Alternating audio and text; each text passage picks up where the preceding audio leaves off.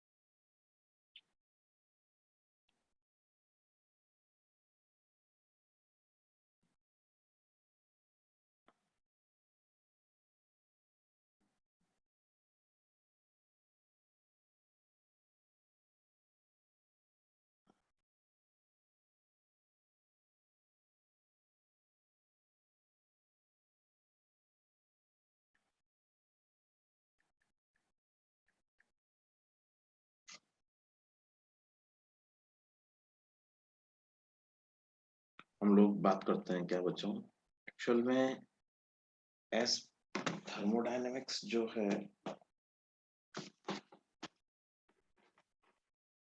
आपको जो शीट भी मिली होगी इसकी, उसका नाम है केटीजी एंड थर्मोडायनेमिक्स,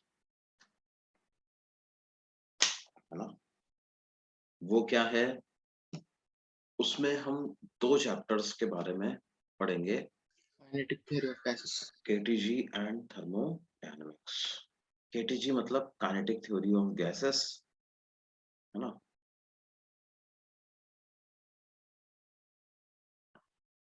अच्छा, थर्मोडायनेमिक्स वैसे आप लोगों ने केमिस्ट्री में भी पढ़ना चालू किया कर दिया है क्या? खत्म हो हाँ गया। सर हो भी गया कल ही। ओके ओके, चलो ये तो बढ़िया, थोड़ी मदद मिल जाएगी अपनों को उससे। हाँ, तो देखो ये दोनों ही चैप्टर केटीजी एंड थर्मोडायनेमिक्स क्या हैं, आपने इनके बारे में केमिस्ट्री में भी थोड़ा थोड़ा पढ़ रखा होगा।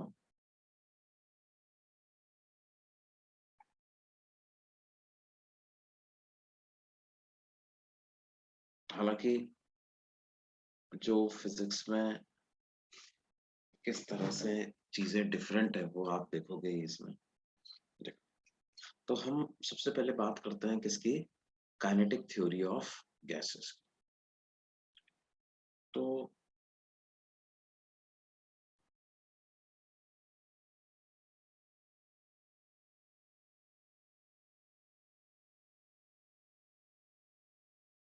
काइनेटिक थ्योरी ऑफ गैसेस ने क्या किया, गैसेस को लेकर के कुछ अजम्पशंस माने।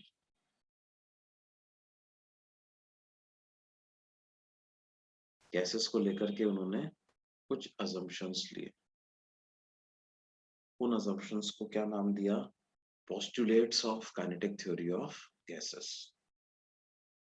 तो वो क्या क्या अजम्पशन थे, उनके बारे में हम एक एक करके बात करते हैं। तो पहला अजम्पशन तो ये था कि molecules of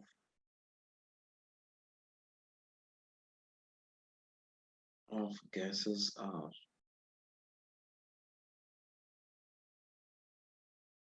identical, small, hard spheres.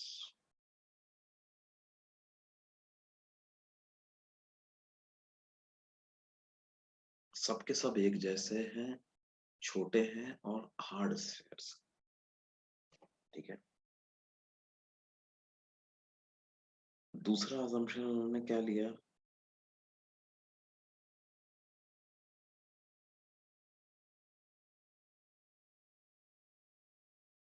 molecules do not exert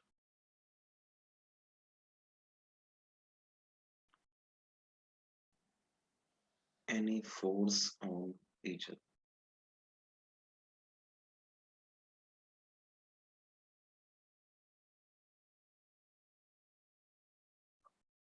And there is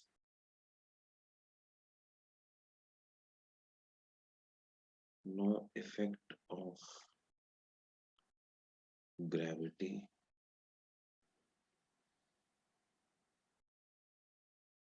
on these molecules.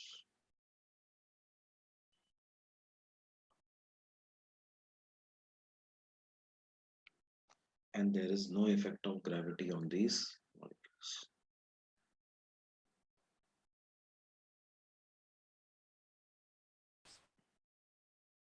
तीसरा assumption क्या था बेटे इसका कि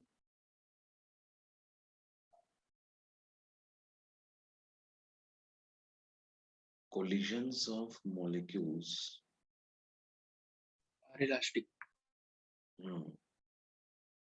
with each other and with the walls of the container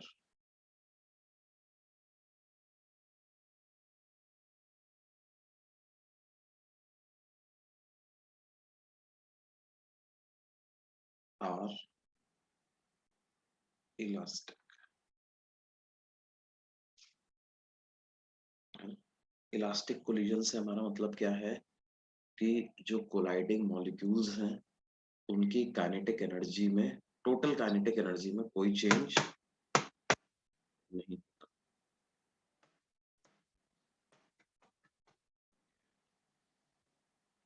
उनकी टोटल काइनेटिक एनर्जी में कोई चेंज नहीं होता।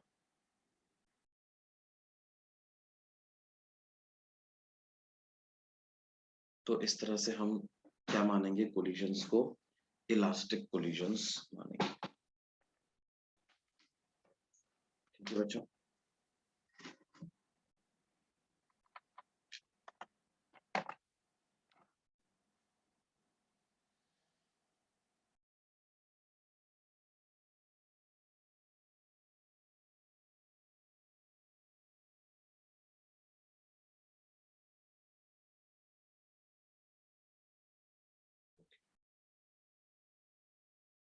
collisions of molecules with each other and with the walls of container are elastic.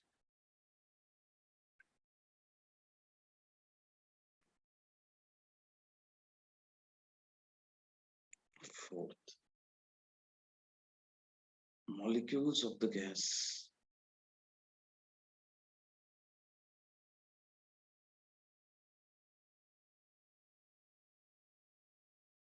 are under constant random motion.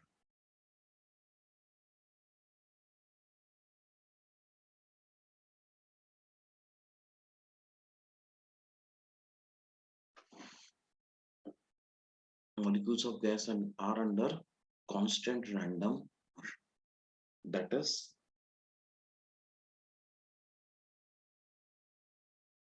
total momentum of gas sample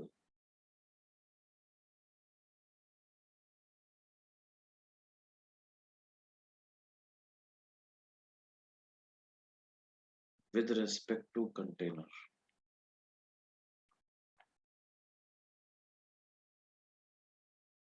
is 0.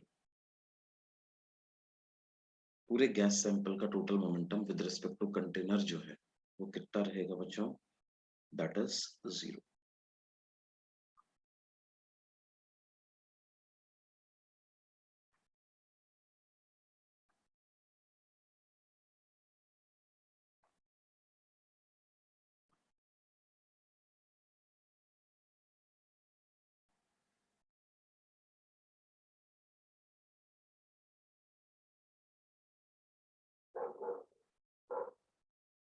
ठीक है, मतलब एक 100 molecule left में जा रहे हैं तो 100 मॉलिक्यूल राइट में जा रहे हैं, 100 मॉलिक्यूल अपवर्ड डायरेक्शन में जा रहे हैं तो 100 मॉलिक्यूल डाउनवर्ड डायरेक्शन में जा रहे हैं, है ना? इस तरह से वो मूव कर रहे हैं, ताकि क्या है, जब मैं टोटल मोमेंटम निकालूं तो एक कुछ मॉलिक्यूल का momentum M V I cap लिखूं तो कुछ का minus M V I cap आ जाए, कुछ का plus M V J cap आ जाए तो कुछ का minus M V J cap आ जाए, सो दैट टोटल मोमेंटम कितना आ जाए बच्चों? 0।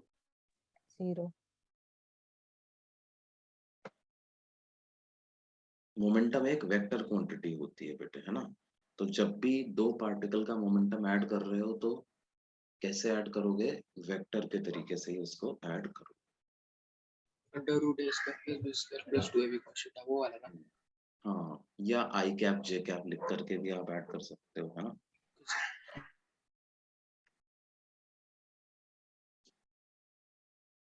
ओके, उसके बाद क्या है जी? सर एक सेकंड, पिछला वाला पेज। हाँ बेटा,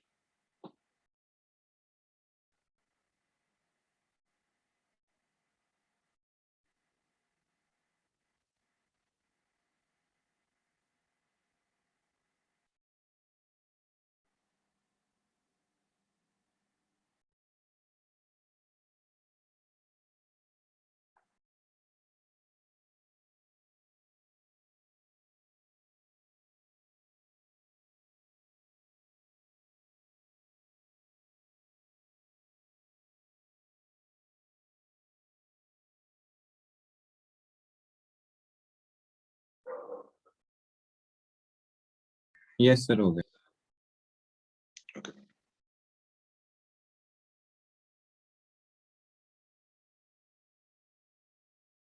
अगला क्या है जी? Motion of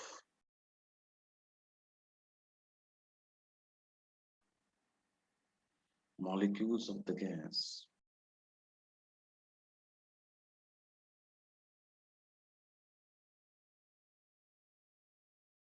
is completely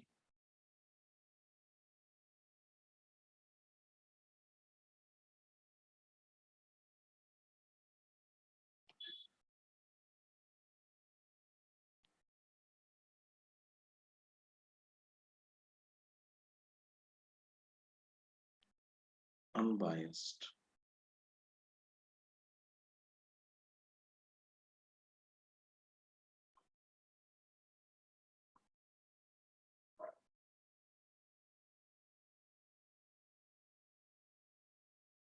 for any direction। किसी भी डायरेक्शन के लिए जो मॉलिक्यूल्स का जो मोशन है वो कैसा है? Completely unbiased. अनबायस्ड से हमारा मतलब क्या है? मतलब कुछ बोल नहीं सकते ना कि किधर जाएगा। हाँ, मतलब उसके लिए x direction, y direction, z direction एक जैसी है।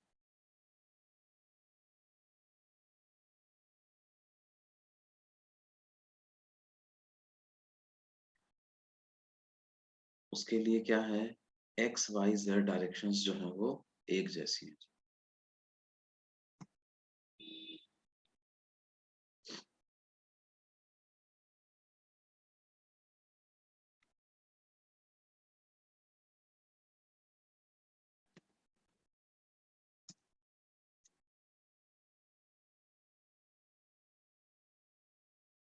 समझ में आई बात?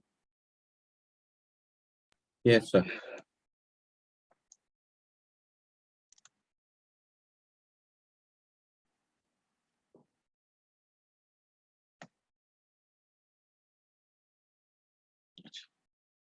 At any temperature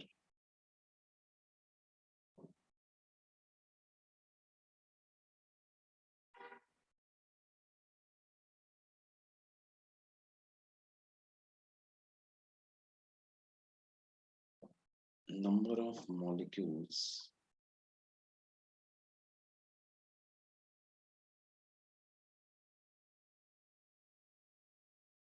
traveling with certain velocity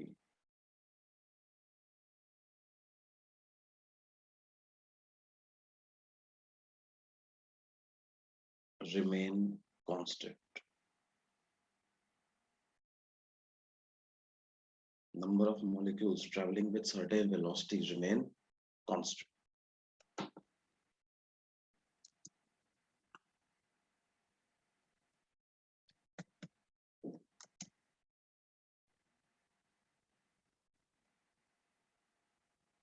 sir at any temperature and time होना चाहिए ना? हाँ मतलब तो इसका मतलब टाइम ही हुआ एक्चुअली। किसी भी ओके सर। टेम्परेचर पर क्या है, जैसे मान लो कि गैस में तो 1 मोल भी गैस का अगर हमने ले लिया तो 1 मोल में तो कितने मॉलिक्यूल होते हैं? 6 इंटू 10⁻23 मॉलिक्यूल होते हैं।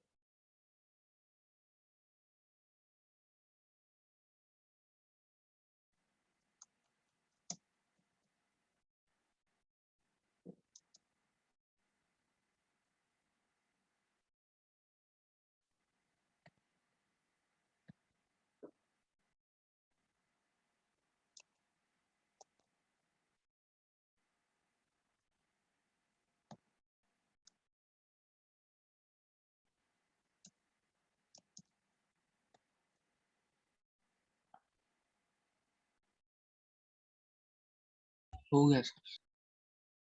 सर 6 पॉइंट बाकी है।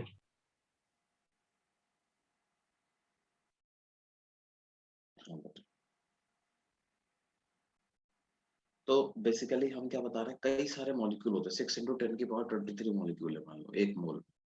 तो उसमें से क्या है, मान लो 100 मीटर पर सेकंड से चलने वाले 1000 मॉलिक्यूल है, 150 मीटर पर सेकंड से चलने वाले 2000 मॉलिक्यूल है, 200 मीटर पर सेकंड से चलने वाले 3000 मॉलिक्यूल है।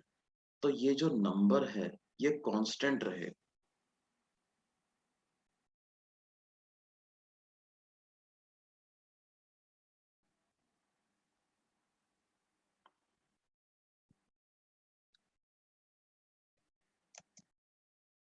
हो गया सर। हो गया बेटा। और एक और आखिरी बात इसमें हमको क्या पढ़नी है, तो ये पढ़नी ये है कि molecules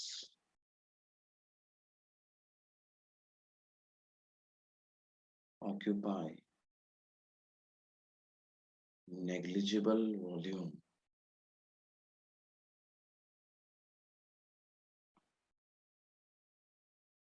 in comparison to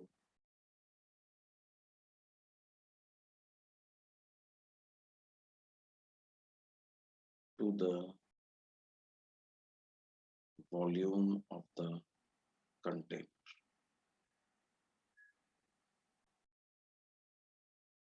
Molecules occupy negligible volume in comparison to volume of the container.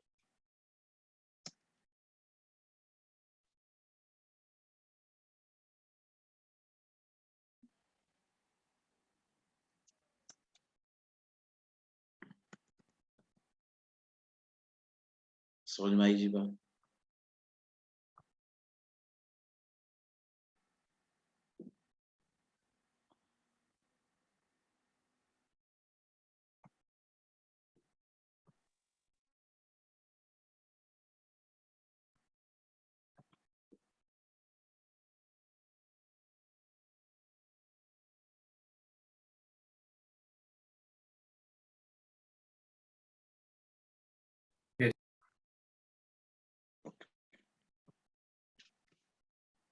तो ये काइनेटिक थ्योरी ऑफ गैसेस के पोस्टुलेट्स हैं।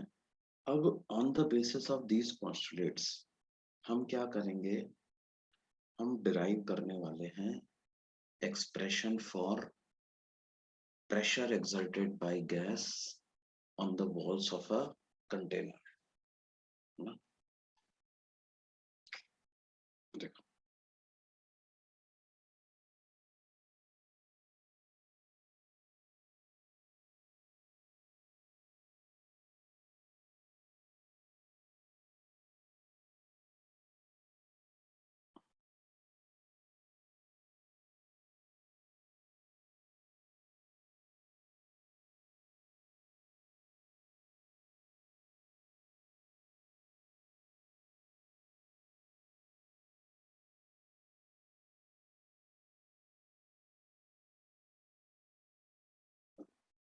देखिए कैसे कैलकुलेट करेंगे।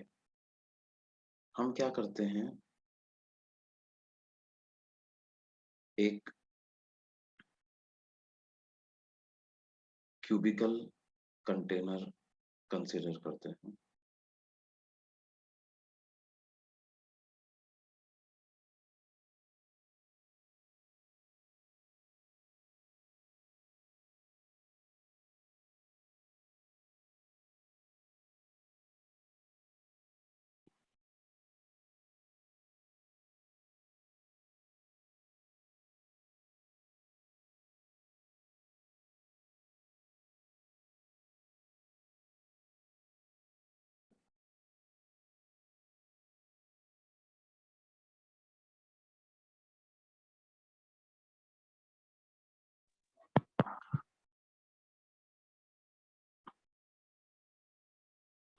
ऑफ साइड लेंथ L,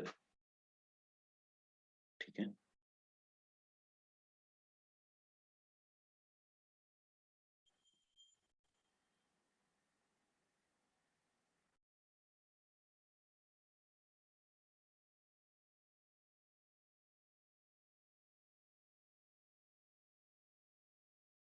हाँ, इसमें क्या है, स्मॉल m तो है मास ऑफ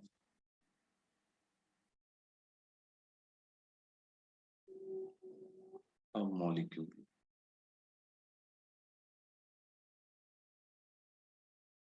कैपिटल N क्या है,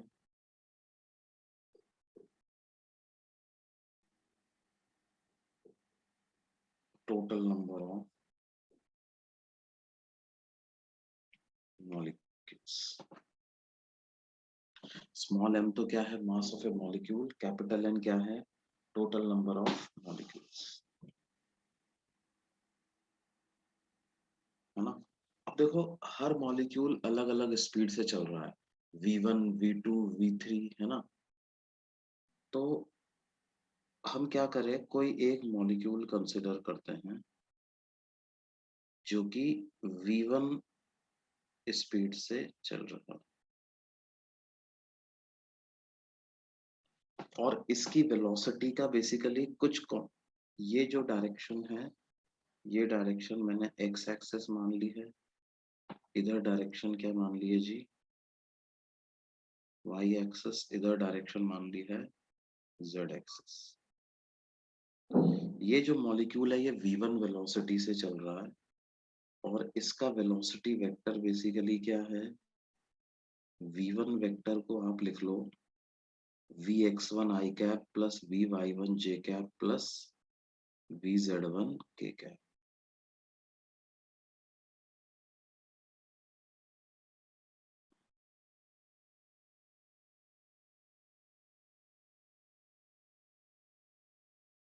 vx1 i cap plus vy1 j cap plus vz1 k cap, ठीक है बेटे।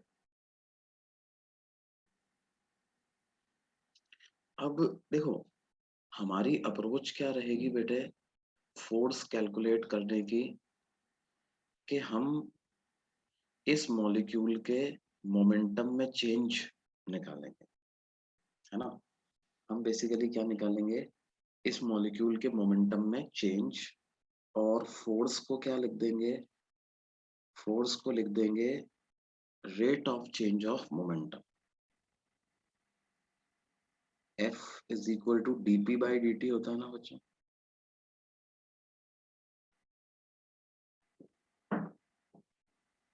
न्यूटन्स थर्ड लॉ को इस तरह से भी लिख सकते हैं क्या, हाँ सर।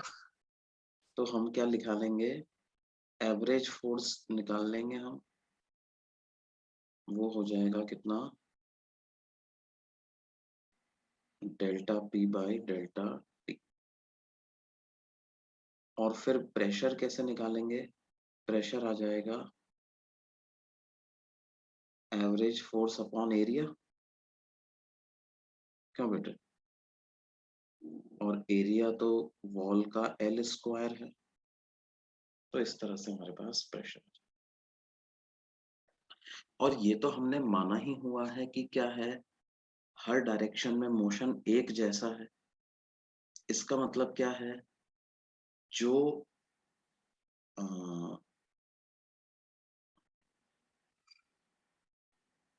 जो फोर्स ये इस वाली वॉल पे लगेगा, राइट वाली पे, वही ऊपर वाली पे लगेगा, वही सामने वाली पे लगेगा। क्यों बच्चों? Yes sir.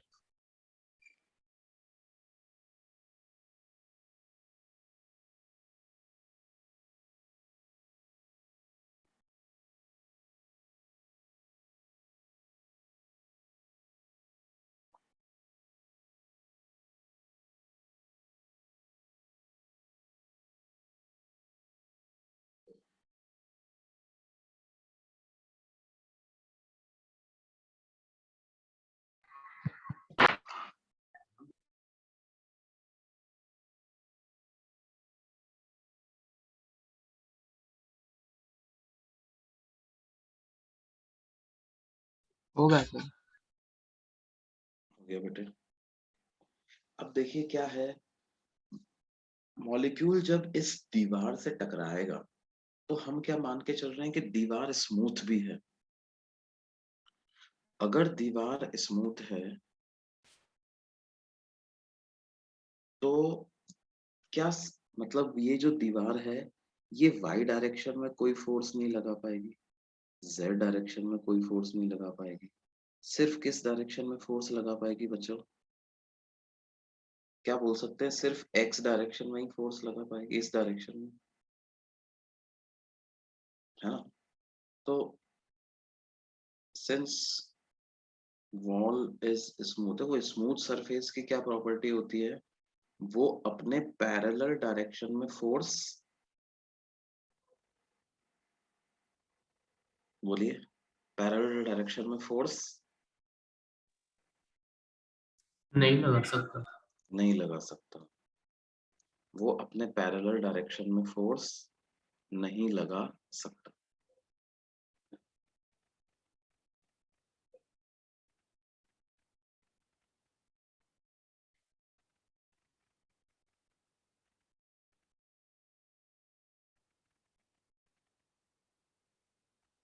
वो अपने पैरेलल डायरेक्शन में फोर्स नहीं लगा सकता। अब इस वॉल के, जो वॉल हमने कंसिडर करी है, उसके पैरेलल डायरेक्शन का मतलब क्या है बच्चों? वाई और जेड। वाई और जेड डायरेक्शन। इसका मतलब वाई और जेड डायरेक्शन में इस मॉलिक्यूल पे फोर्स नहीं लग पाएगा, है ना? और वाई और जेड डायरेक्शन में फोर्स नहीं लग पाएगा, लेकिन किस डायरेक्शन में लग सकता है फोर्स? एक्स। एक्स। सिर्फ एक्स डायरेक्शन में फोर्स लग सकता है ना? वाई और जेड डायरेक्शन में नहीं लग सकता, सिर्फ किस डायरेक्शन में लगेगा? X direction. और सिर्फ एक्स डायरेक्शन में फोर्स लगेगा। क्या मैं बोल सकता हूँ कि आफ्टर कोलिजन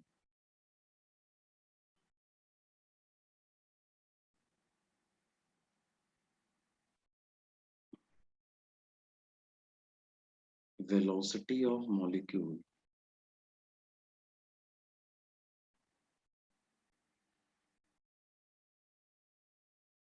मतलब v1 डैश वेक्टर, ये कितना हो जाएगा? y और z कंपोनेंट में तो कोई चेंज नहीं आएगा, x सर तो direction. Negative v x one i cap plus v y one j cap plus v z one बिल्कुल। J cap. और x में जो चेंज आएगा वो भी ऐसा आएगा कि उसका मैग्नीट्यूड सेम रहेगा। ऐसा क्यों बच्चों? इसके पीछे क्या लॉजिक है? क्योंकि सिर्फ एक्स डायरेक्शन में ही फोर्स लगा है उस पे। एक्स डायरेक्शन में फोर्स लगा है, लेकिन मान लो ऐसा हो जाता कि Vx1 है और Vx1 का माइनस Vx1/2 हो जाता, या माइनस नहीं Vx1/3 हो सर, आपने जाता। स्टार्टिंग में ही बोला था कि परफेक्टली इलास्टिक होगा कोलिजन। बिल्कुल सही बात, वेलोसिटी मींस बिल्कुल सही बात है। कोलिजन हमने कैसा माना हुआ है बच्चों? इलास्टिक। इलास्टिक कोलिजन माना हुआ। कोलिजन हमने कैसा माना हुआ है? इलास्टिक कोलिजन हमने माना हुआ। अब इलास्टिक कोलिजन है, इसका मतलब क्या है जी? एनर्जी कंजर्व रहनी चाहिए। जो काइनेटिक एनर्जी कोलिजन के पहले है वही काइनेटिक एनर्जी कोलिजन के बाद है। हाँ दो और काइनेटिक एनर्जी क्या होती है? काइनेटिक एनर्जी होती है हाफ एम वी स्क्वायर। और वी स्क्वायर का मतलब क्या होता है बेटे? V x square plus v y square plus v z square. तो इसका मतलब ये वाली टर्म कोलिजन के पहले और कोलिजन के बाद सेम रहनी चाहिए। y और z तो सेम थे, x बदल रहा था, लेकिन हमें vx से मतलब नहीं है। हमें किससे मतलब है? vx स्क्वायर से मतलब है ना।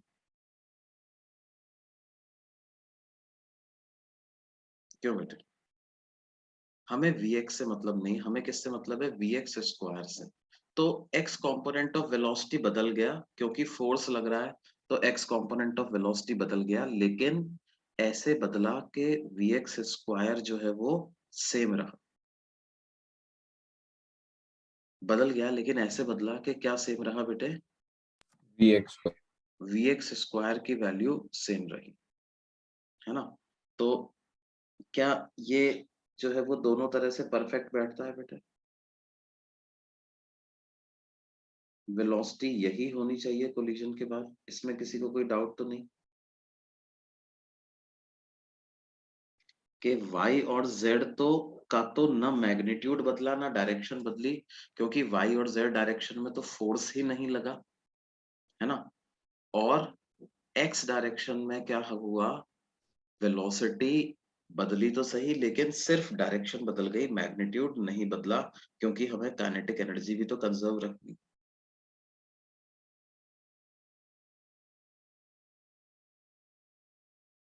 ठीक है बच्चों, तो इस तरह से बोले। इसका मतलब change in momentum of this molecule कितना आया? Change in momentum of this molecule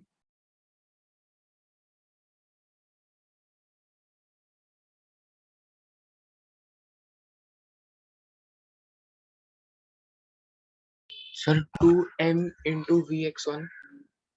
बिल्कुल सही बात है। हम क्या लिख दें बच्चों?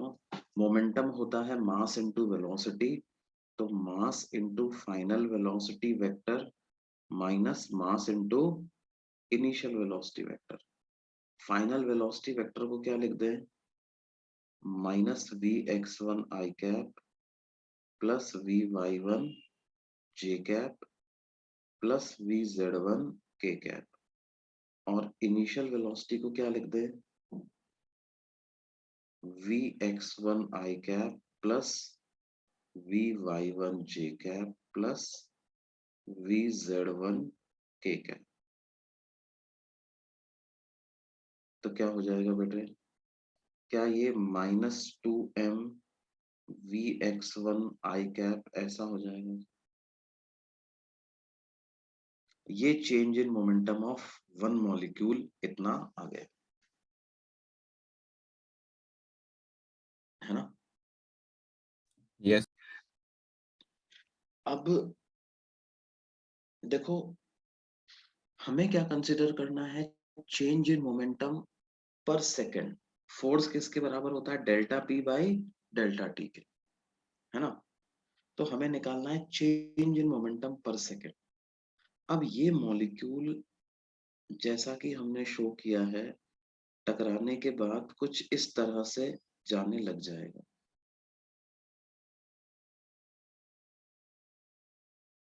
है ना। आप मुझे बताओ कि ये वाली जो वॉल है, इस वॉल से दोबारा कितनी टाइम के बाद टकराएगा ये? क्या मैं ऐसा लिख सकता हूं? Time interval between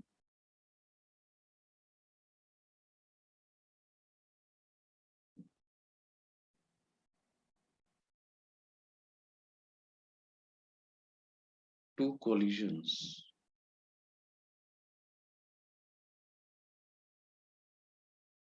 of this molecule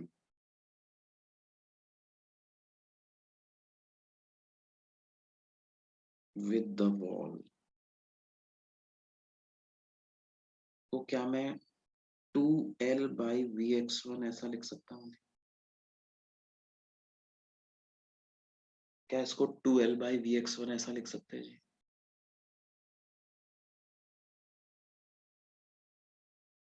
Yes, sir. इसको लिख सकते हैं 2L by Vx1। ऐसा क्यों भाई?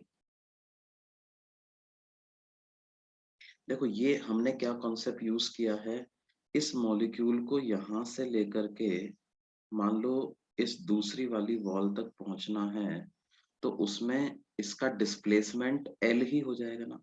देखो ये मॉलिक्यूल सीधा नहीं जाएगा, टकराते टकराते हुए जाएगा।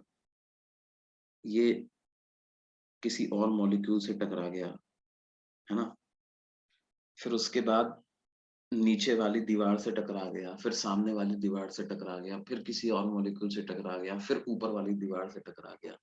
ऐसे चलते चलते ये पहुंचेगा। इसका पाथ क्या स्ट्रेट लाइन होगा या जिगजैग जिगजैग पाथ करते हुए पहुंचेगा? ये zigzag zigzag जिगजैग पाथ करते हुए पहुंचेगा, है ना। तो फिर सर आप ये टाइम ऐसा क्यों लिख दिया हमने, 2L by Vx1 कैसे लिख दिया? वो डिस्प्लेसमेंट हाँ Shortest है ना? भाई, हमने एक दीवार से दूसरी दीवार तक जाने का के लिए डिस्टेंस अपॉन स्पीड का फॉर्मूला यूज नहीं किया है। मैंने क्या फॉर्मूला यूज किया है? Displacement along x direction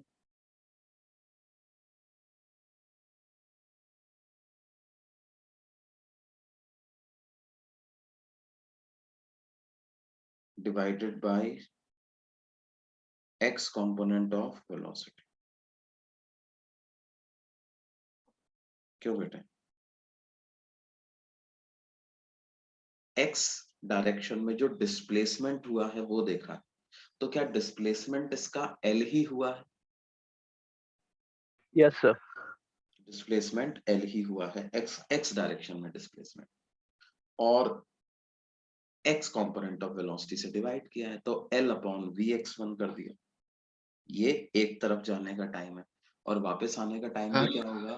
L by Vx1। अच्छा टाइम एक इंटरवल कैसे आया? हाँ, वही तो समझा रहा हूँ बेटे। अच्छा, तो क्या होगा? डिस्प्लेसमेंट जब एक दीवार से ये दूसरे सामने वाली दीवार तक पहुंचा, तो यहां से वहां तक जाते समय इसका पाथ कैसा रहा बेटे? टकरा टकरा करके पहुंचेगा ना, क्योंकि बाकी ये मॉलिक्यूल है, किसी और मॉलिक्यूल से टकराया, इसकी वेलोसिटी ऐसी हो गई, फिर उसके बाद किसी और से टकराया, वेलोसिटी ऐसी हो गई, फिर दीवार से टकराया, वेलोसिटी ऐसी हो गई, फिर किसी और मॉलिक्यूल से टकराया, वेलोसिटी ऐसी हो गई, फिर इससे टकरा, भले ही ऐसा टकरा टकरा करके पूछा है, यहां से वहां तक जाने में नेट ऐसा इसका डिस्प्लेसमेंट हुआ, लेकिन डिस्प्लेसमेंट अलोंग एक्स एक्सिस तो L ही हुआ ना, Yes, sir. हाँ एक्स सर। डायरेक्शन। और उसको मैंने देखो टोटल वेलोसिटी से नहीं डिवाइड किया, सिर्फ एक्स कंपोनेंट ऑफ वेलोसिटी से ही डिवाइड किया। क्यों जी?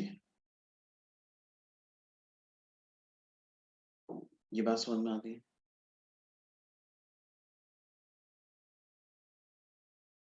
Yes sir. अच्छा, इसमें एक डाउट और ये उठ सकता है बच्चों के मन में कि सर इस मॉलिक्यूल का जब किसी दूसरे मॉलिक्यूल के साथ टक्कर होगा, तो क्या इसकी एक्स कंपोनेंट ऑफ वेलोसिटी में चेंज नहीं आ सकता?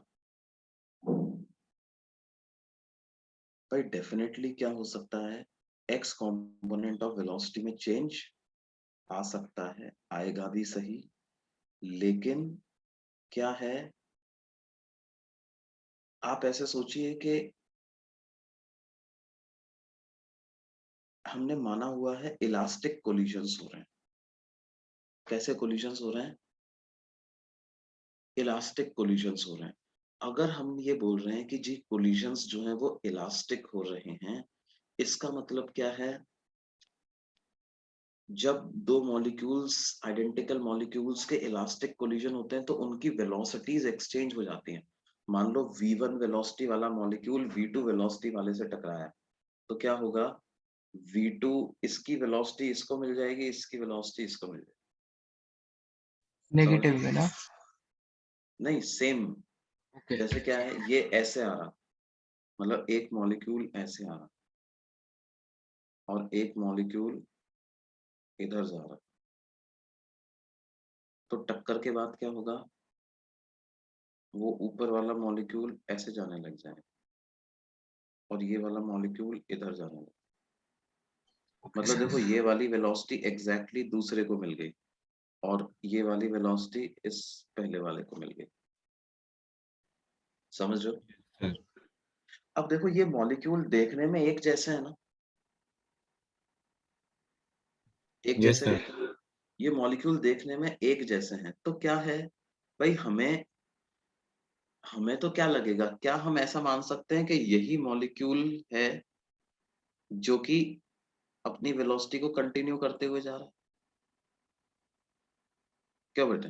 हाँ सर भाई हमें तो इस बात से मतलब था ना कि कितने मॉलिक्यूल हैं जो कि इस वेलोसिटी से जा रहे हैं, है ना? हमें इस बात से तो मतलब है ही नहीं कि वो मॉलिक्यूल लाल वाला है कि पीला वाला है कि हरा वाला है। ये मॉलिक्यूल अलग अलग थोड़ी है कि ऐसा हो कि अलग अलग के मास अलग आइडेंटिकल अलग है, तो क्या है सर, मोमेंटम में तो अंतर आ जाएगा।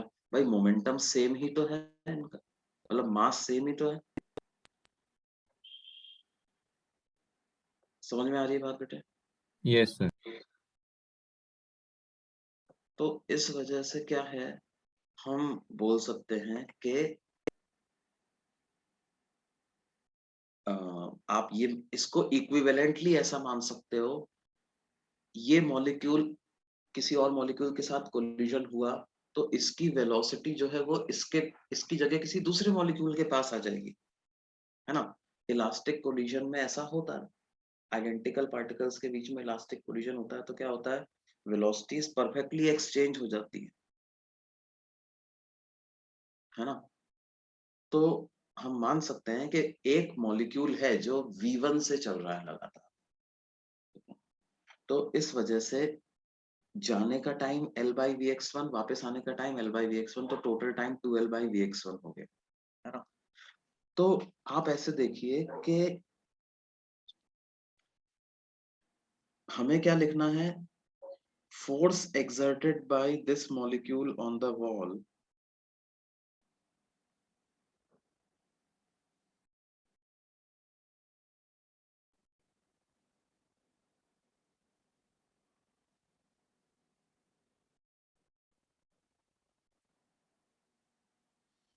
वो कैसा आ जाएगा बेटे, चेंज इन मोमेंटम पर सेकेंड। ये जो 2m(v(x1) का मोमेंटम में चेंज आ रहा है, -2m(v(x1) आई कैप के बराबर का मोमेंटम में चेंज आ रहा है, ये इतना मोमेंटम में चेंज आने में टाइम कितना लगता है बेटे, 2L by we x one का टाइम लगता है ना? क्यों बेटे?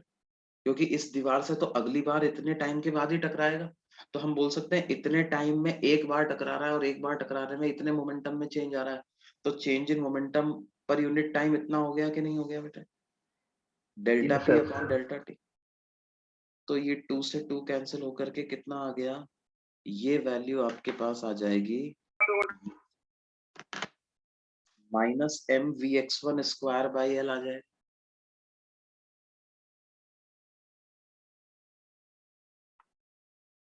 ये आ जाएगा कितना, -mvx1 स्क्वायर बाई L, इतना आई कैप।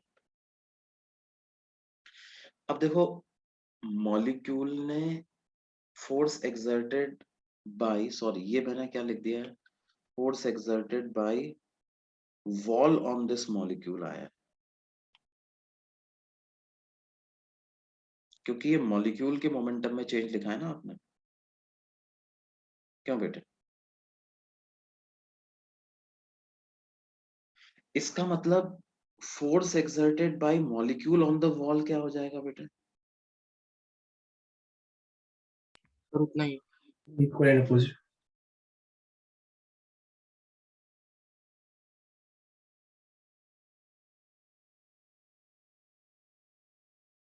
ये कितना हो जाएगा, क्या ये इतना ही हो जाएगा opposite direction, Newton's third law के हिसाब से। वॉल ने मॉलिक्यूल पे फोर्स लगाया लेफ्ट में, तो मॉलिक्यूल वॉल पे फोर्स लगाएगा किधर, राइट में। क्यों जी? Yes, sir. तो उसको mvx1 बाय कैपिटल L मैंने लिख दिया। अच्छा, अब ये क्या था, v1 वेलोसिटी से चलने वाले मॉलिक्यूल ने इतना फोर्स लगाया, तो सारे मॉलिक्यूल्स मिलकर के कितना फोर्स लगाएंगे, वो मैं एडिशन करके लिख सकता हूं क्या? Total force exerted by all the molecules on this wall,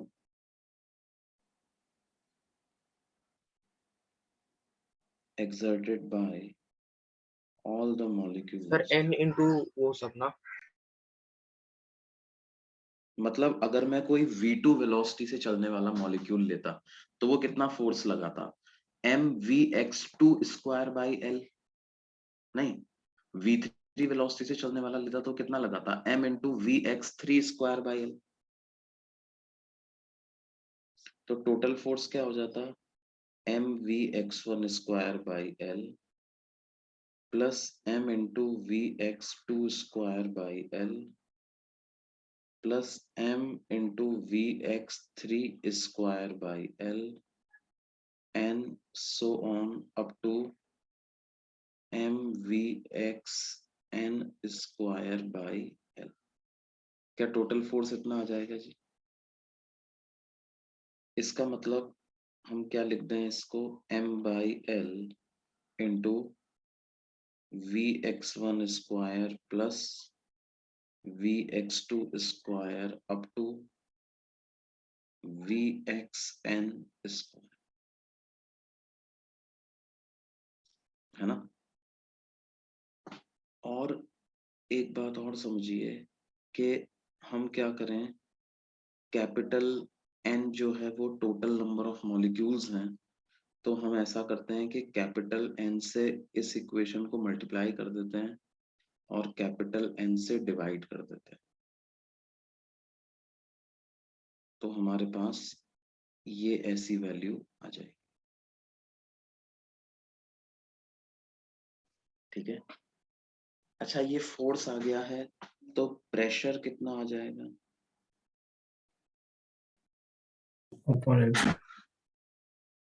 को फोर्स अपॉन एरिया करना पड़ेगा, तो m into n divided by l square करेंगे तो एल स्क्वायर एल से मल्टीप्लाई होकर के एल क्यूब आ जाएगा ना,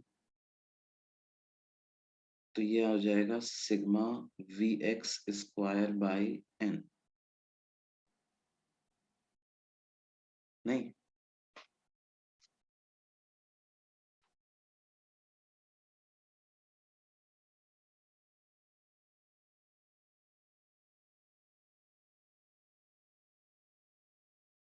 यस सर। अच्छा, m क्या है, mass of one molecule, n क्या है, टोटल नंबर ऑफ मॉलिक्यूल, तो m multiplied by n mass of gas हो जाएगा ना, टोटल मास ऑफ गैस, और L क्यूब क्या हो गया जी, वॉल्यूम हो गया, और यहाँ लिखा हुआ है sigma we x square by L. ठीक है। अब देखो, हमने एक बात पढ़ी थी कि मॉलिक्यूल्स का जो मोशन होता है वो अनबायस्ड होता है, इसका मतलब क्या मैं ये ऐसे बोल सकता हूँ कि sigma we x square by l की value sigma v y square by l के बराबर आनी चाहिए, और वो sigma v z square by l के बराबर होनी चाहिए। क्यों जी बच्चों? Yes sir. Because motion is unbiased.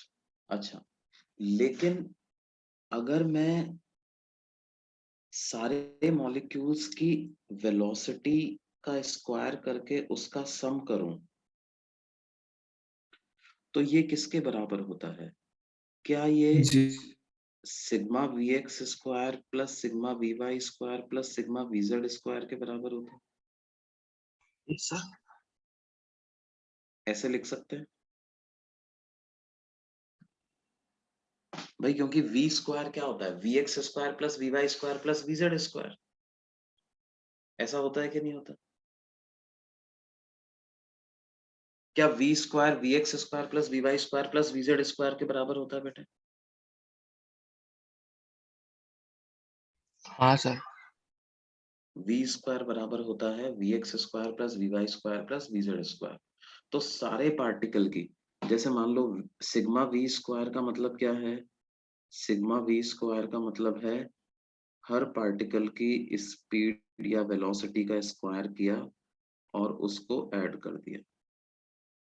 अब पार्टिकल वन की वेलोसिटी का स्क्वायर का मतलब क्या है, vx1 square vy1 square vz1 square. Particle two की वेलोसिटी का मतलब क्या है, vx2 square vy2 square vz2 square, और ऐसे चलते चलते vn स्क्वायर कर देंगे। अब क्या हो जाएगा देखो, एक्स एक्स वाली टर्म को अपन कलेक्ट कर लें तो इसका मतलब वो सिग्मा वी एक्स स्क्वायर लिखा हुआ है। वाई वाई वाली टर्म को कलेक्ट कर लो तो वो क्या लिखा हुआ है, sigma v y square. Z z वाली टर्म को कलेक्ट कर लो तो क्या वो सिग्मा वी जेड स्क्वायर ऐसा लिखा हुआ है। बोलिए। Yes sir. ना, ये ऐसा लिखा हुआ है। अच्छा एक बात और है कि क्या v x square v y square v z square इन सबका सम सेम है? तो क्या मैं सिग्मा वी स्क्वायर को, देखना इस वाली इक्वेशन से कर रहा हूं मैं, सिग्मा वी स्क्वायर को क्या 3 times sigma we x square ऐसा लिख सकता हूँ? Yes sir. इसका मतलब sigma we x square 1/3 into sigma v square के बराबर आ गया। तो ये हमारे पास क्या हो गया, मास ऑफ गैस अपॉन वॉल्यूम को तो मैं लिख दूंगा density of the gas, sigma we x square को लिख दूंगा सिग्मा वी स्क्वायर बाई 3। ये एल एल क्यों आया यहाँ पे, एल नहीं आएगा यहाँ पे, क्या आएगा यहाँ, तो एन आएगा ना बच्चे, एन आएगा। N। ये रो बाई 3, 3 को तो आप बाहर ले लो, और ये जो sigma v square by n जो लिखा हुआ है ना बेटे, इसको बोल देते हैं वी आर एम एस का स्क्वायर। इसको क्या बोल देते हैं, वी आर एम एस का स्क्वायर। Yes sir.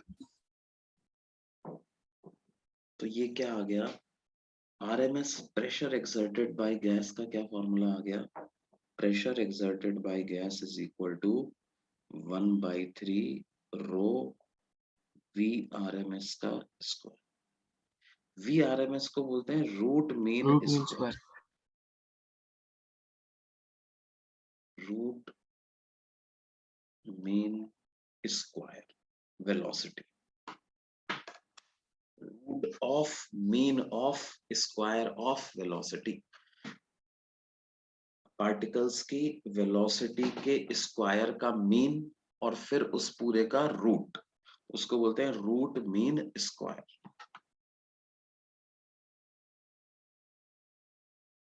पहले क्या करना है, सर स्क्वायर थोड़ा करना है। ऊपर करो ना पेज। हाँ बेटे।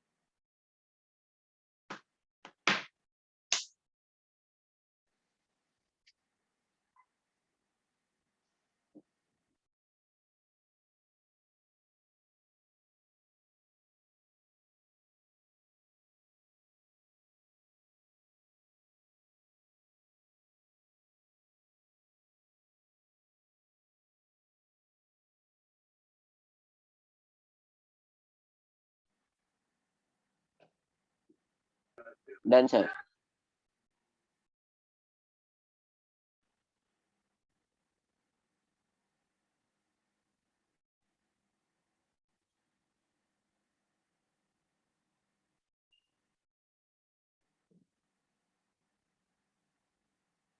हो गया जी। अब ये VRMS क्या है? Root mean square. Root mean square का मतलब क्या है? Root of mean of square, मतलब पहले पार्टिकल्स की वेलोसिटी का स्क्वायर कर दो। मतलब पॉजिटिव रहने के लिए। पहले पार्टिकल्स की वेलोसिटी का स्क्वायर कर दो और फिर उसका मीन ले लो, मतलब ऐड करके नंबर ऑफ पार्टिकल से डिवाइड कर दो और फिर उस पूरे का क्या कर दो? रूट कर।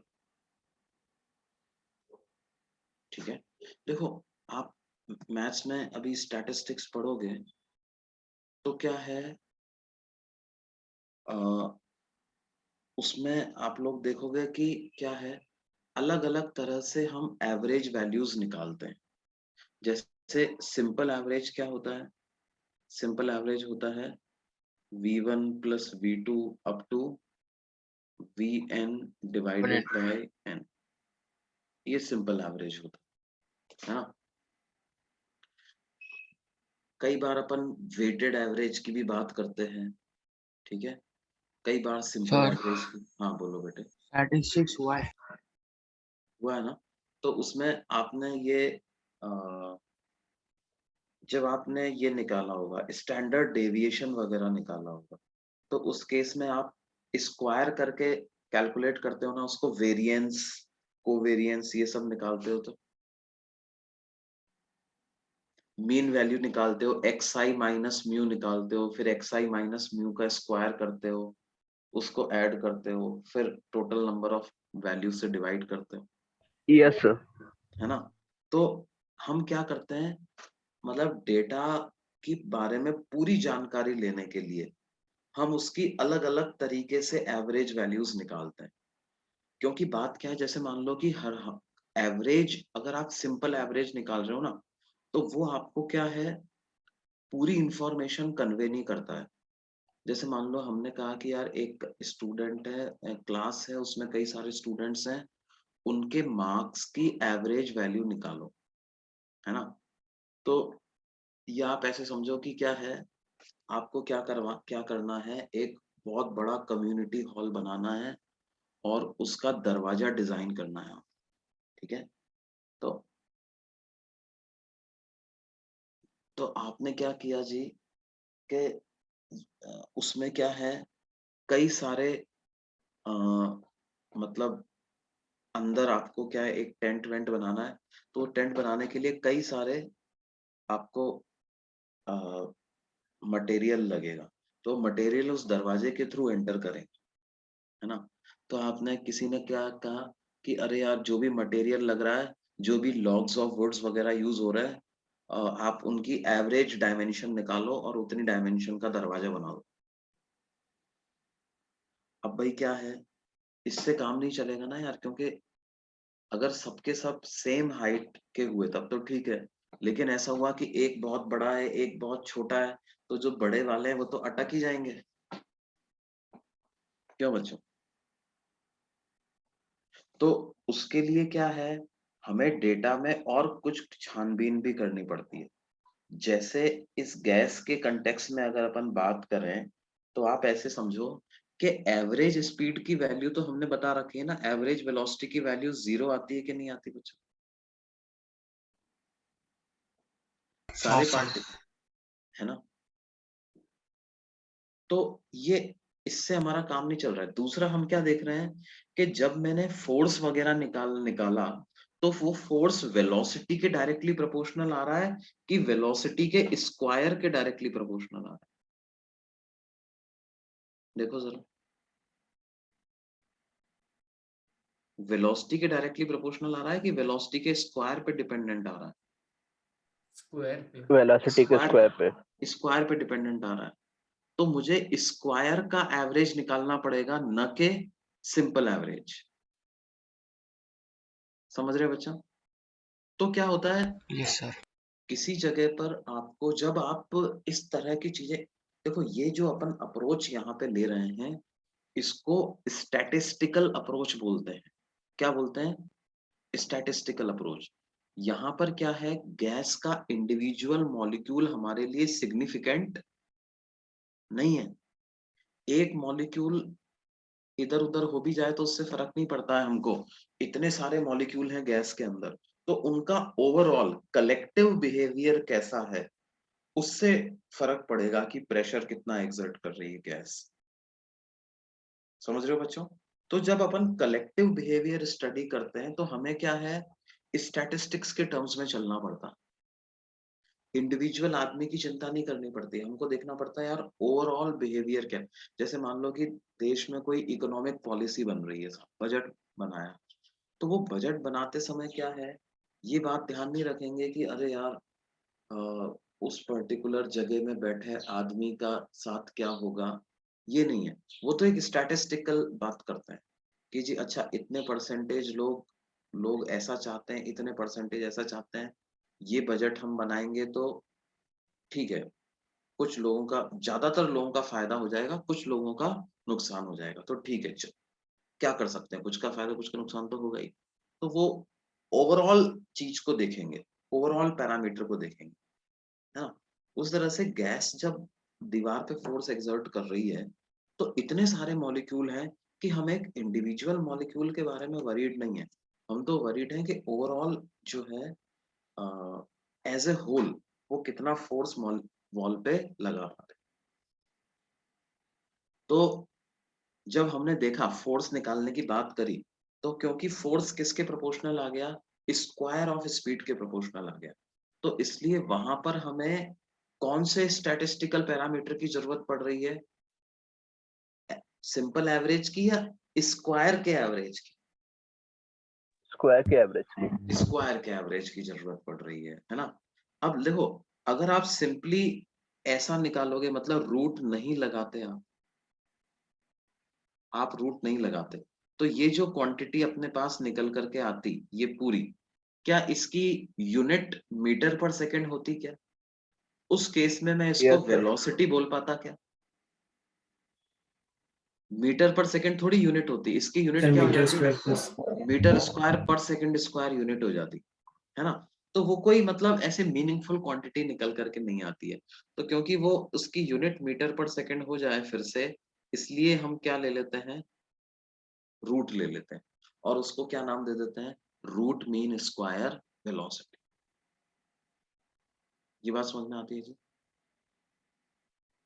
Yes, sir. तो ये VRMS का मतलब यही होता है क्या, root of mean of square. और जैसा हमने देखा है, प्रेशर किस पे डिपेंडेंट आ रहा है, RMS वेलोसिटी पे डिपेंडेंट आ रहा है। प्रेशर बराबर आ रहा है 1/3 रो इंटू VRMS का स्क्वायर।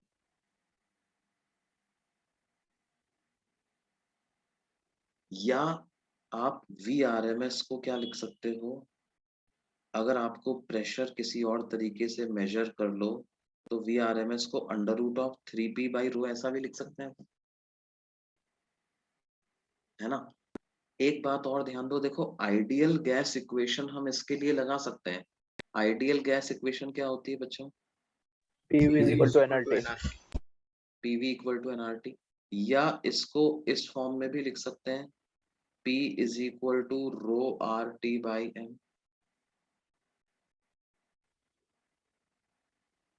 क्या P को रो RT/m ऐसा लिख सकते हैं? यस। Yes sir. तो क्या हो जाएगा, ये हो जाएगा 3/रो, और P को आप लिख दो रो RT/m। तो ये रो से रो कैंसिल हो जाएगा, क्या ये वैल्यू अंडर रूट 3RT/m के बराबर आ जाएगी। RMS स्पीड की क्या वैल्यू आ जाएगी, under root 3RT/,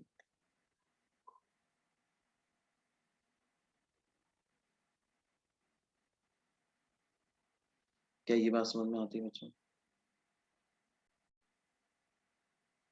RMS speed आ जाएगा अंडर रूट 3RT/, रो मतलब डेंसिटी, डेंसिटी का सिंबल रो होता है।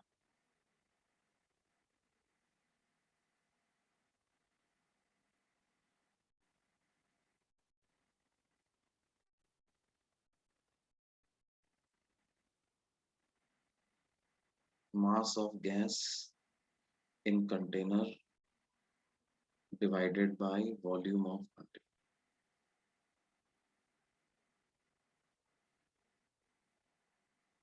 सर रो का मतलब ना रो का मतलब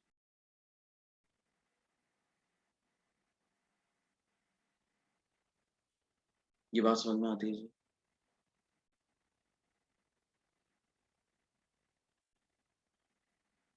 VRMS होगा √3RT by capital M।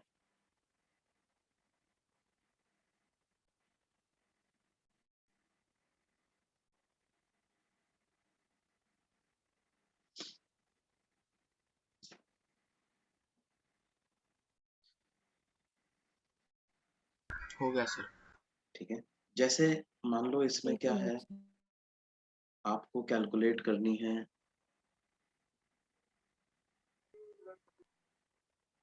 Sir एक बार लास्ट पेज दिखाओ ना।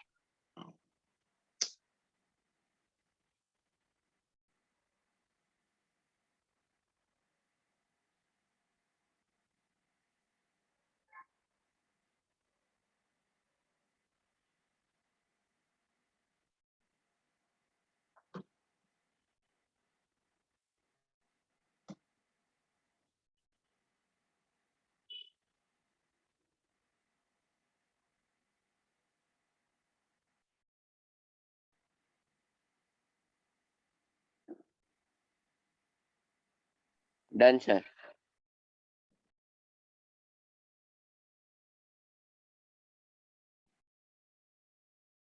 मान लो हमसे कहा जाए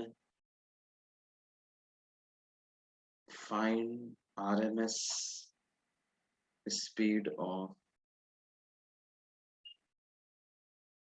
oxygen gas molecules at a temperature of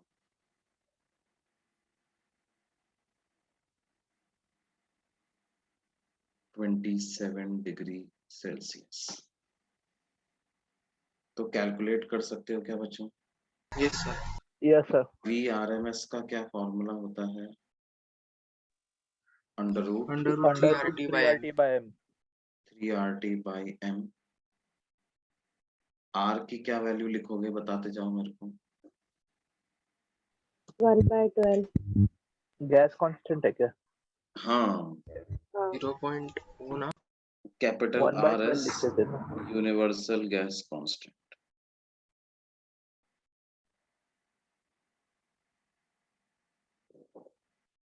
capital T is temperature in Kelvin।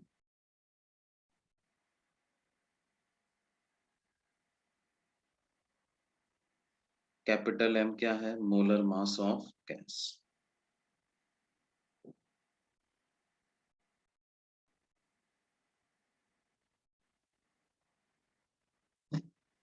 तो 8.1 क्या लिखेंगे जी?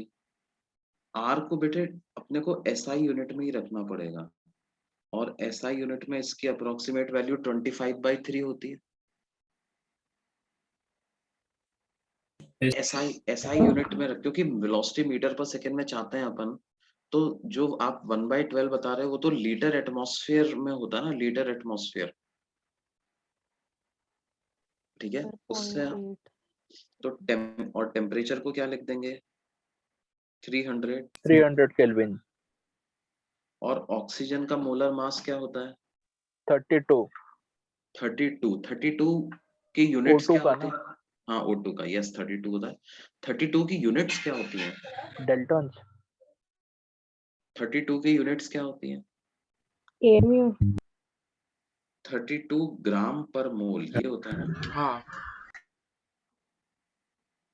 मोलर मास का मतलब क्या होता है? एक मोल O2 का मास, क्या वो 32 ग्राम होता है? Yes, sir. लेकिन हमें अगेन SI यूनिट में पुट करना है, तो 32 नहीं लिखेंगे, क्या लिखेंगे? 32 into 10⁻³ किलोग्राम पर मोल में रखना पड़ेगा ना इसको।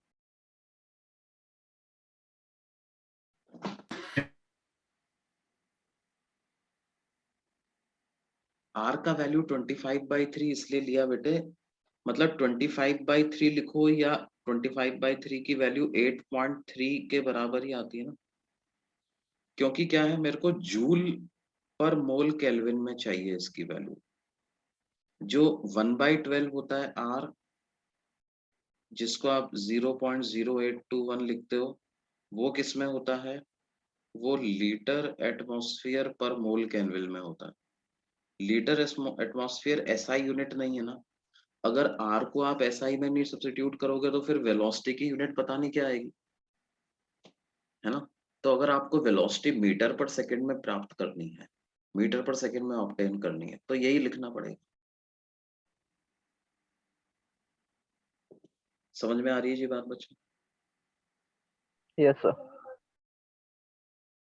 अब इसमें क्या है, आप ये 3 से 3 कैंसिल करो, 25 का रूट कितना आ जाएगा 5, 32 को 16 इंटू 2 लिख लो, तो उसका रूट 16 इंटू 2, तो 16 का रूट 4, 4 भी बाहर आ गया, और ऊपर 100 बचा हुआ है, तो 100, अच्छा ये 10 की पावर -3 भी ऊपर जाकर के 10 की पावर 3 हो जाएगा, तो 10 की पावर 5 बच जाएगा। 10 की पावर 5 में से 10 की पावर 4 का रूट ले लोगे तो वो 10 की पावर 2 आ जाएगा।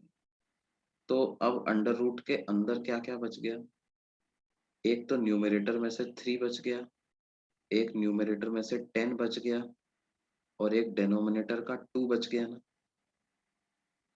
तो ये वैल्यू क्या हो जाएगी बेटे, 500 Approximately 500. 125√15 मीटर पर सेकंड। क्या ऐसा आ जाएगा बच्चों, 125√15 मीटर पर सेकंड।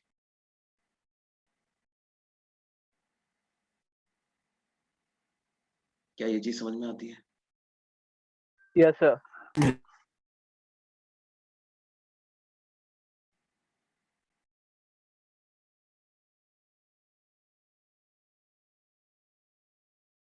मान लो जैसे मैं अगले पेज पे चलूं बच्चों, Yes, sir.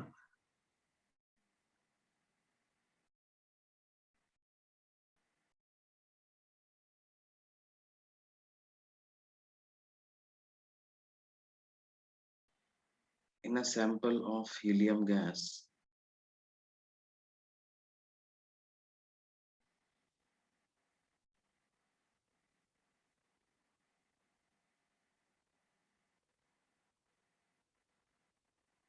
the RMS speed of molecules is V.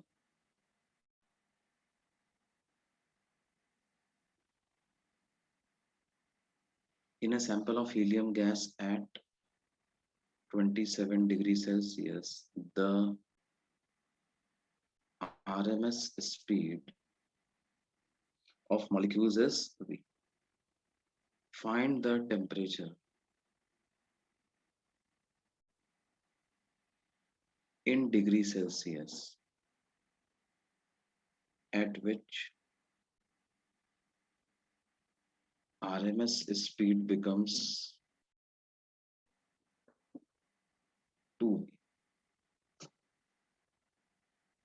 Find the temperature in degrees Celsius at which RMS speed becomes 2V. पता लगा सकते हैं क्या?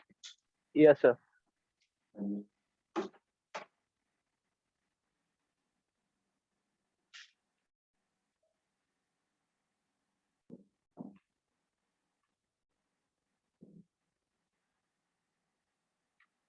1200 Kelvin.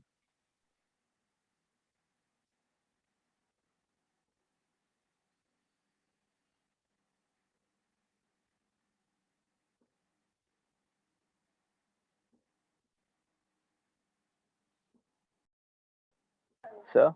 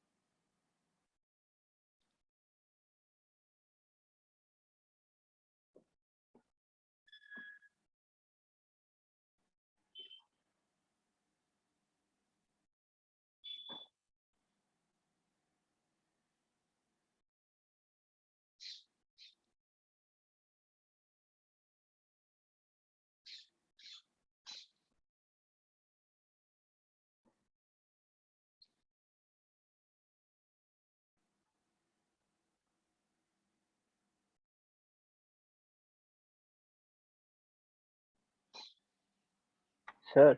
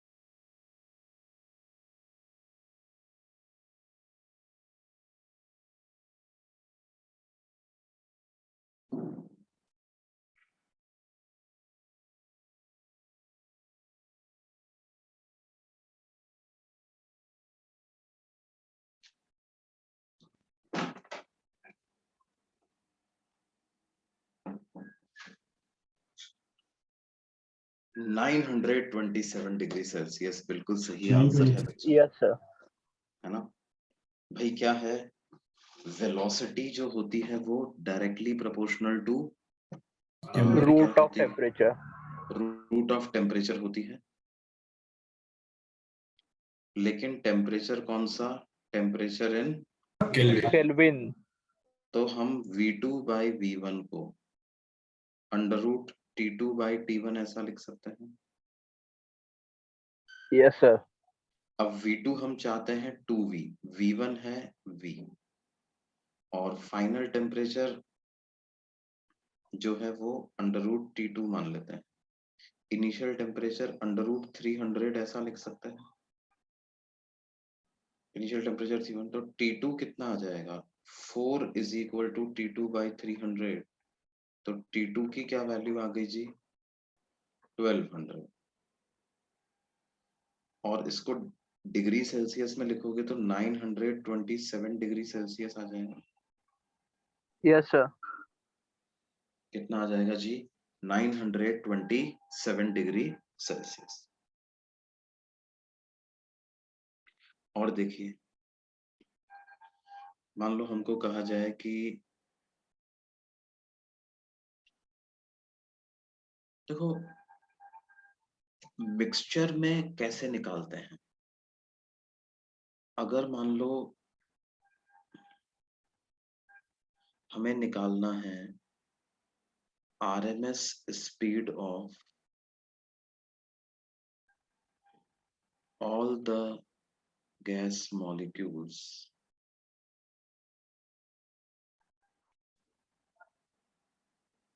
in a mixture of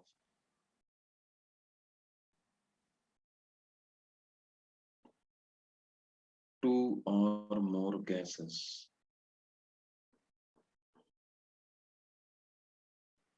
तो वो कितना आ जाएगा? उसके लिए हमको लिखना पड़ेगा under root 3RT upon molecular mass of mixture. और मॉलिक्यूलर मास ऑफ मिक्सचर का क्या फॉर्मूला होगा बेटे? N1M1 plus N2 N2 M2 plus dot dot upon, dot. मान लो दो ही गैसेस हैं तो divide by N1 plus N2। दो से ज्यादा तीन है तो N3 upon N1 plus N2 plus N3। लेकिन ध्यान दो कि अगर मान लो इस मिक्सचर में कोई हमसे ये पूछ ले कि RMS स्पीड ऑफ सिर्फ गैस 1 मॉलिक्यूल ही निकालो, या RMS स्पीड ऑफ गैस 2 के मॉलिक्यूल्स की ही RMS स्पीड निकालो, तो फिर हमें ये करने की जरूरत नहीं है। VRMS ऑफ गैस 1 मॉलिक्यूल्स ही अगर निकालना, तो फिर आप क्या करो? Under root 3RT by simply molar mass of gas 1 कर दो। VRMS of gas 2 molecules in the mixture पता लगाना है।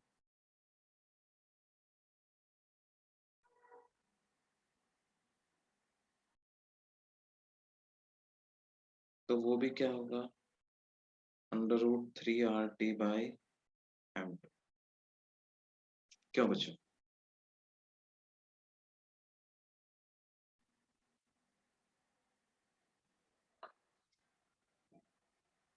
क्या ये बात समझ में आती है जी? Yes, sir. Okay.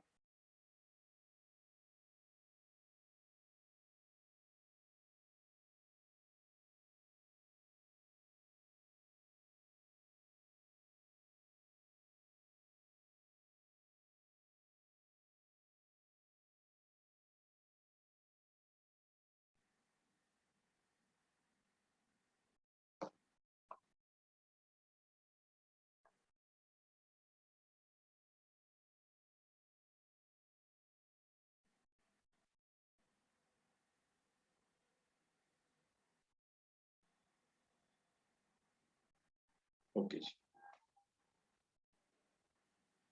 तो जैसे इसका एक क्वेश्चन कराया तुमको, मान लो बोले कि in calculate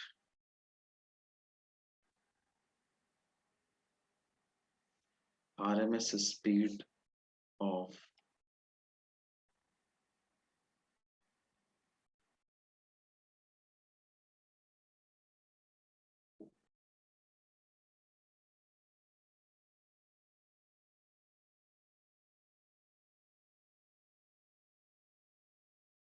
all the gas molecule in a mixture which contains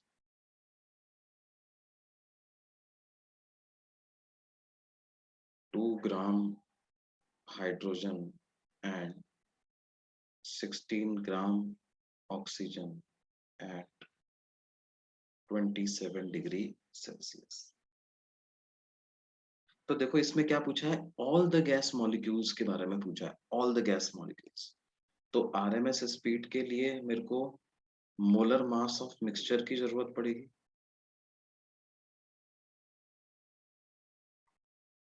क्यों बेटे? अब मोलर मास ऑफ मिक्सचर कैसे लिखेंगे, N1M1 plus N2M2 upon N1 plus N2। तो पहले अपन क्या करते हैं, ग्राम पर मोल में निकाल लेते हैं, बाद में किलोग्राम पर मोल में कन्वर्ट कर देंगे। N1 क्या है, number of moles of hydrogen, तो वो 2/2 आ जाएगा। और हाइड्रोजन का मोलर मास क्या है, 2 ग्राम पर मोल। N2 क्या है, number of moles of oxygen, तो वो 16/32 आ जाएगा बेटा। और उसका मोलर मास क्या है, 32 ग्राम पर मोल, डिवाइडेड बाय इनके नंबर ऑफ मोल्स का एडिशन। तो क्या इसको 1 + 1/2 ऐसा लिख सकते हैं। तो ये वैल्यू क्या हो जाएगी, 2 ग्राम पर मोल, 2 + 16, बेसिकली 18 डिवाइडेड बाय 3/2। तो क्या ये 12 ग्राम पर मोल आ जाएगा बच्चों? 12 ग्राम पर मोल आ गया। तो अभी RMS की वैल्यू अब हम कैलकुलेट कर लेते हैं, √3R सर को केजी लिखो। पर मोल ना हाँ, तो केजी में सब्स्टिट्यूट कर देंगे इसको, टेम्परेचर 300 और केजी में क्या हो जाएगा, 12 × 10⁻⁻3। क्यों बेटे?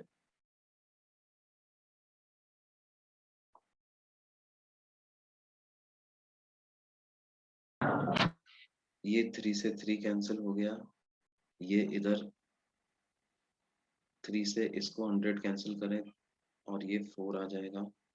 25 का रूट इज 5, 100 का रूट इज 10, 4 का रूट इज 2, 10⁻³ ऊपर जाकर के 1000 आ जाएगा। इसको 100 × 10 लिख दें, तो ये 10√10 के बराबर आ जाएगा। तो 500/2 की क्या वैल्यू आ जाएगी, क्या ये 250√10 मीटर/सेकंड आ जाएगा बच्चों? बोलिए जी, क्या ये बात समझ आती है सबको? Yes, sir. ये बात तो ठीक है बच्चों, इसको रिवाइज करो, बाकी अगली बार पढ़ेंगे अपन, है ना, आगे बढ़ाएंगे। यस सर, 1 मिनट कॉपी करना।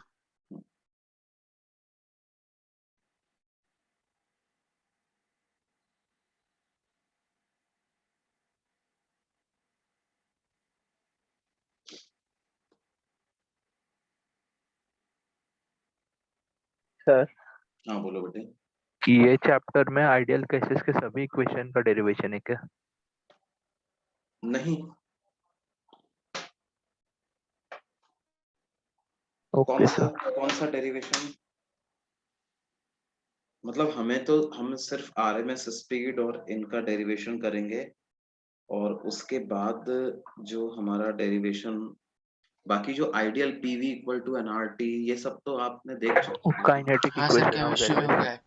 क्या बोल रहे हो बेटे? काइनेटिक इक्वेशन हो गया सर, ना कुछ।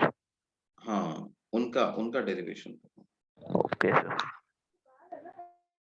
सर लेक्चर सर हो हम गया ना? लीव करें अभी? हाँ बेटे। Bye sir, thank you sir. Bye.